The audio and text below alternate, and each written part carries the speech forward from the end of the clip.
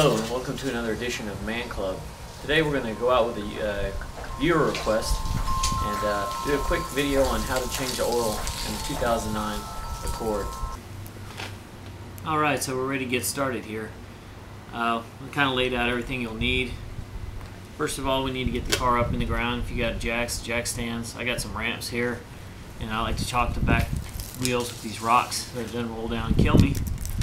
Next we got the stuff we're going to need to drain the existing oil. We got something to catch it in. We're going to have to get it off with a wrench filter. I have two types. I don't know what I'm going to have to use yet because it's the first time I've changed the oil. I've got the strap type, and I've got the trusty Honda socket, which fits right into a 3/8 driver ratchet. And then we're going to drain the oil from the pan, which I think should be a 17mm if Honda's consistent like they usually are. Always keep a couple of rags around because it's going to get a little messy, with safety goggles and some gloves. And when we get everything back drained and put our new filter in, we'll put the drain plug back in and fill it up with some Mobil 1. Alright, so what I like to do is get it on a nice flat surface. I take my ramps and I get them straight and I push them right up against the front tires. So we'll start the car, roll it up to the ramps, and it should hit this stop right here.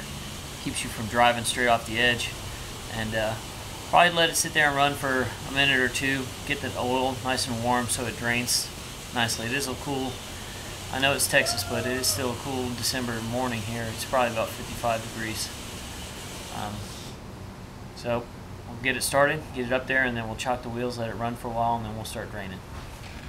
Alright, so here we are underneath, and Honda's so nice, they even mark it for you right underneath, just inside the passenger front tire, more towards the passenger front tire than the center.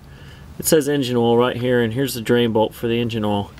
And on a V6, it looks like you can see right there through that little hole. It's a little tricky place, but I think we can get to it pretty easy. Alright, so this is going to be a little tricky with the camera. What we got our drain pail here. We're just going to get in position. You know, the oil is going to flow towards the back. I'm going to crack it with the 17mm. Thank you, Honda, for being consistent. And we'll let it drain out, and then we'll once that's drained, we'll get the filter off. All right, we've cracked the nut, and it's ready to flow. I like to do this by hand. I'm going to just slowly turn it and move our bucket accordingly. Try to catch the oil. It should be a little warm. There it goes. This will take about 3 or 4 minutes to drain out. Alright, while the oil's draining out, I wanted to show you this real quick.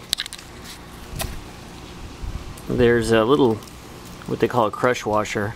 It's a little piece of aluminum that sits between the oil pan and the bolt head here. They're about 5 cents a piece.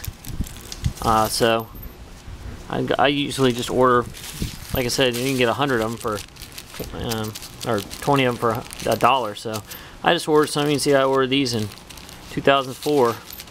I throw a new one on every time because it's only 5 cents. You know, some people say you don't need to do it every time, but if it's only a nickel, do it right the first time. Alright, as you can see, our oil is just barely down to a trickle. Some people are real anal about letting every little drip and drop get out of there, but when it's down to that much, you know, that's about less than 2% of the oil that you can actually get out is in there. So I think at this point I'll just go ahead and put my new washer on here. I'm going to cap it back up, then we'll get on the filter. As you can see, the oil filter is kind of in a tricky place on the 6-cylinder. On the 4-cylinder it was a lot easier to get to on my old Civic, but it's right here. We have our lovely Honda oil filter cap socket, whatever you want to call it. I bought it for my Civic. It works on my old Civic, it works on my wife's Accord, and now it works on this one. So again, Honda, thumbs up on the consistency and being able to keep the same tools. What we'll do is we'll just crack it loose with the socket, and then we'll pull it off by hand, and then move our bowl catcher in the underneath and try to catch it all and not staying up the driveway.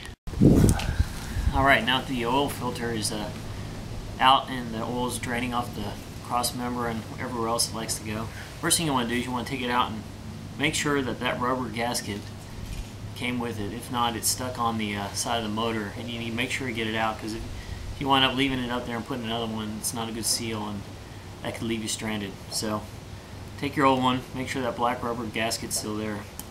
And what I was looking at, this new K&N filter, I'm changing from my OEM habits. I've been using OEM for as long as I've been driving. It's kind of cool. K&N put a little bolt on the top here, which would make it pretty easy to get out, especially on this one. You could just use a socket and an extension and you put it right there. But what I like to do, since we're going to stick this one in, I don't like to put them in dry. I go ahead and fill it up because it can get full of oil anyway, and then take a little bit and wet the top of that so it's easy to get off next time. Let's go stick it in. There you go. You can see where the oil filter will go back on. I like to visually inspect it. Like I said, you can see that there's no ring stuck there. We'll throw our new one back on and wipe all the oil off so it doesn't drip on us. Alright, so we got our filter back in there, and since we can't use our old filter wrench anymore, we just take a adjustable wrench like this, and then we'll stick a screwdriver in the hole there, and we just give it a little quarter turn or whatever. Make sure that gasket's sealed. You don't want to crank these things down. You just want to get it snug so it doesn't leak. Alright, in the intro I seem to have forgotten one thing, very important piece, a funnel. So we take our filler cap on, which is idiot proof. Again, thank you Honda. It does say 5W20 and I probably wouldn't use anything else. It's up to you though, but that's what I do. Make sure your filter's clean.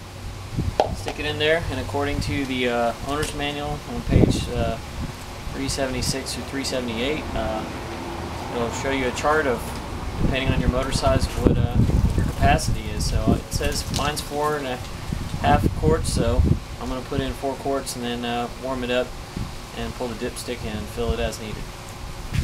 Alright, so we got 4 quarts in there, and so I'm going to take out the chock blocks, roll it down on the ramps back on the level ground, let it run for a minute, and then we'll cut it off and check the dipstick one more time and fill up as needed.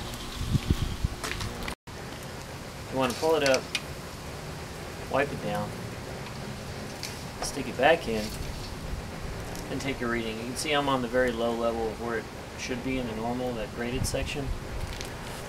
So we'll add about 1/3 of a quart and probably call it good. Alright, so the last thing we need to do is reset the oil life. So what we do is turn on the key. You can see it's at 40, but my oil's been in here over a year, so I went ahead and took it out. So what we do is we go over to the button here and we'll just hold it down for 10 seconds, and approximately 10 seconds it should flash, and then just keep holding it down for another 5 seconds, and then it should reset back to 100, and we are done.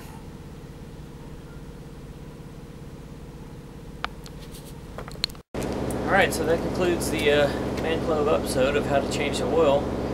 Last thing you should know is the old oil that we drained out, that needs to be properly disposed of. Take it to a local oil change place or AutoZone, or I take mine to the city, and they properly dispose it. A lot of it gets recycled or whatever the hell they do with motor oil, I don't know, but don't go dumping it in the ground. Make sure your cap's back on, run it 100 miles, whatever. Next time you fill up with gas, pop out the dipstick, check it, make sure it's cool, and check the driveway or wherever you park in the garage for leaks.